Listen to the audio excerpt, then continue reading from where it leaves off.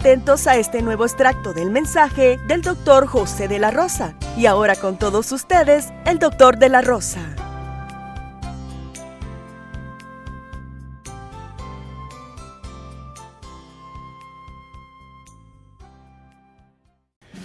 Buenos días, mis amadas y amados de todas partes del mundo que están atentos a la transmisión de JD Podcast, una programación que se transmite por diferentes medios y llega a más de 36 países. Gracias por estar atentos y atentas, y estamos siempre pendientes a recibir sus preguntas de cualquier índole que sea, cristiana o no cristiana, y nosotros hacemos una programación con esa pregunta. Y hoy vamos a responder la pregunta: ¿cuál fue el papel del Espíritu Santo en el Antiguo Testamento? El papel del Espíritu Santo en el Antiguo Testamento es muy parecido a su papel en el Nuevo Testamento. Cuando hablamos del papel del Espíritu Santo, podemos discernir 4 áreas generales en las que el Espíritu Santo trabaja.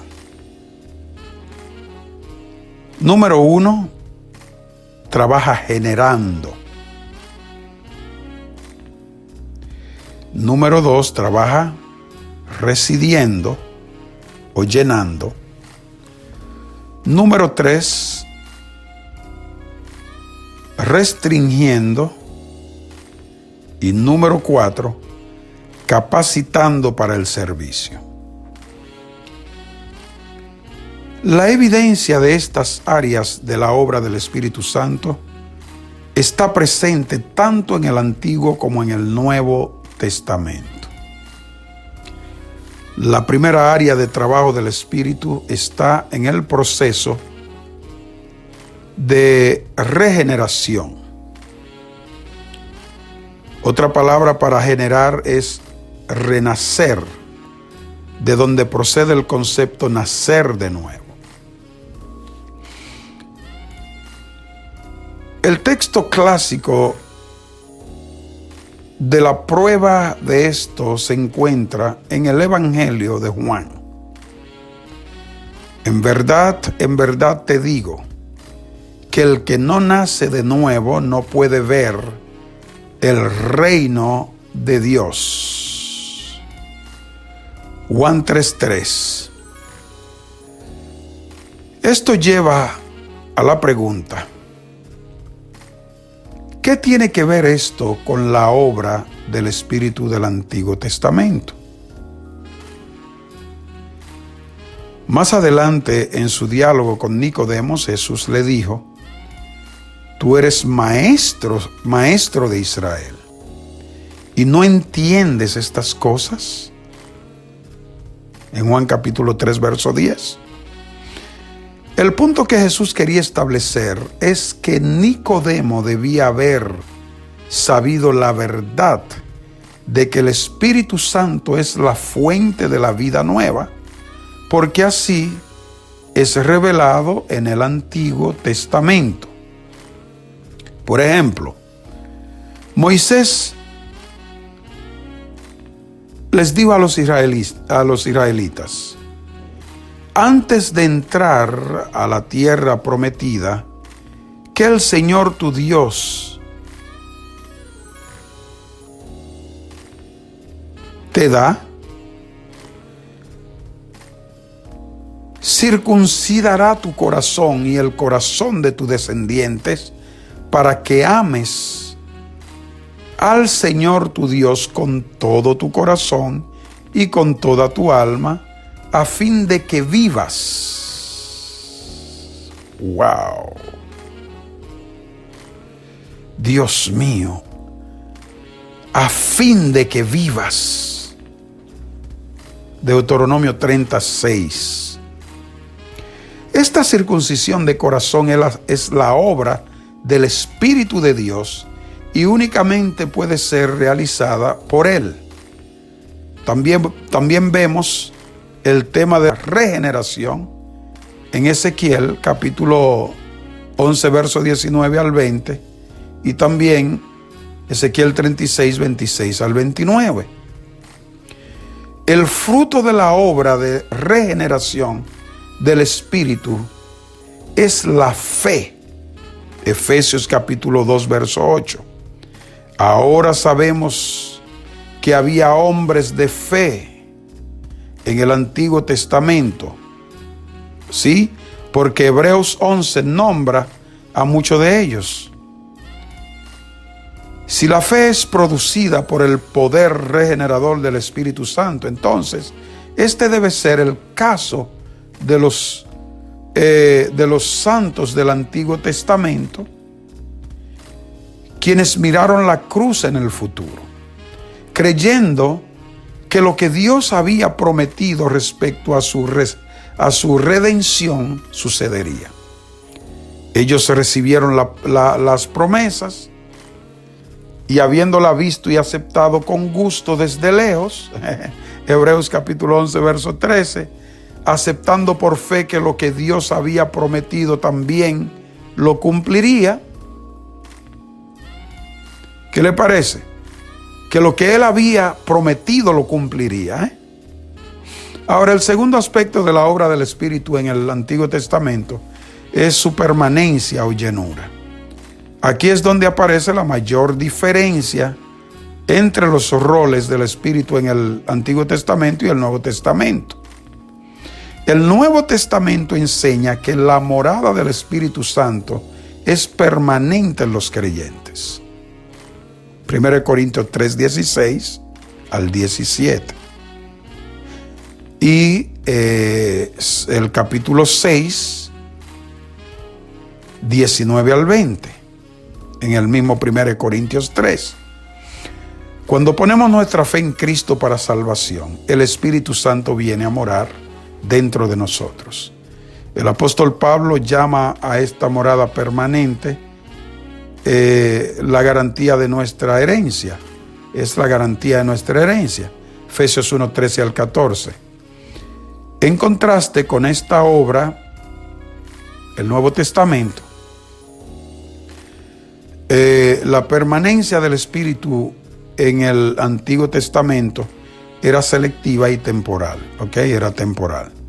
El Espíritu Santo vino sobre personas del Antiguo Testamento, tales como Josué, número 27, 18, David en 1 Samuel, capítulo 16, verso 12 al 13, y aún Saúl en 1 Samuel 10, 10.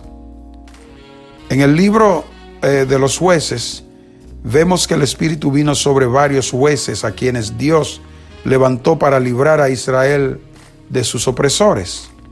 El Espíritu Santo descendía sobre estas personas para tareas específicas. La presencia del Espíritu Santo era una señal del favor de Dios sobre esa persona. En el caso de David, ¿verdad?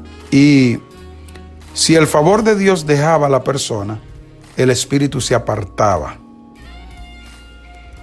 En el caso de Saúl, 1 Samuel 16, 14. Finalmente, cuando el Espíritu venía sobre una persona, no siempre era indicativo de la condición espiritual de la persona. Por ejemplo, Saúl, Sansón y muchos de los jueces. Así que mientras que en el Nuevo Testamento el Espíritu solo mora en los creyentes y su morada es permanente, en el Antiguo Testamento el Espíritu venía sobre ciertos individuos para una tarea específica, independientemente de su condición espiritual. Una vez que la tarea era concluida, el Espíritu presumiblemente partía de esa persona. El tercer aspecto de la obra del Espíritu en el Antiguo Testamento es su refrenamiento del pecado. Génesis 6:3. Parece indicar que el Espíritu Santo refrenó la pecaminosidad del hombre y que este freno puede ser retirado cuando la paciencia de Dios respecto al pecado alcanza su punto más alto. Cuando ese pecado llega ya al punto del enojo de Dios, lo que llamamos ebullición, entonces muchas veces se apartaba. Esta creencia es secundada en 2 de Tesalonicenses 2, 3 al 8. Cuando al final de los tiempos una creciente apostasía señalará la venida del juicio de Dios. Hasta el tiempo preordenado, cuando el hombre de pecado, verso 3, sea revelado, el Espíritu Santo está refrenado, se refrena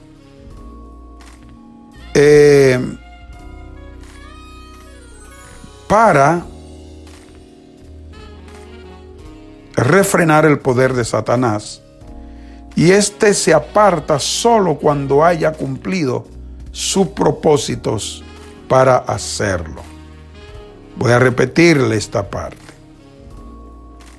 Hasta el tiempo preordenado, cuando el hombre de pecado, y sé que ustedes saben por qué no puede manifestarse el hombre de pecado en su poder completo. Dice aquí, hasta que el tiempo preordenado, cuando el hombre de pecado sea revelado, el Espíritu Santo está refrenando el poder de Satanás, y éste se apartará solo cuando haya cumplido sus propósitos para hacerlo. Ahora, el cuarto y último aspecto de la obra del Espíritu Santo en el Antiguo Testamento es el capacitar para el servicio. De manera muy parecida a cómo operan los dones en el Nuevo Testamento, el Espíritu capacitaba a ciertas personas para servir.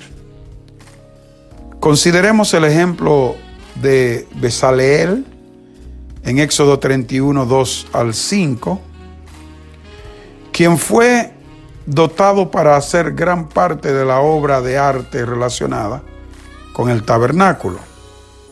Además, recordando la morada selectiva y temporal del Espíritu Santo mencionada anteriormente, vemos que estos individuos eran capacitados para realizar ciertas tareas, tales como gobernar sobre el pueblo de Israel, como el caso de Saúl y David.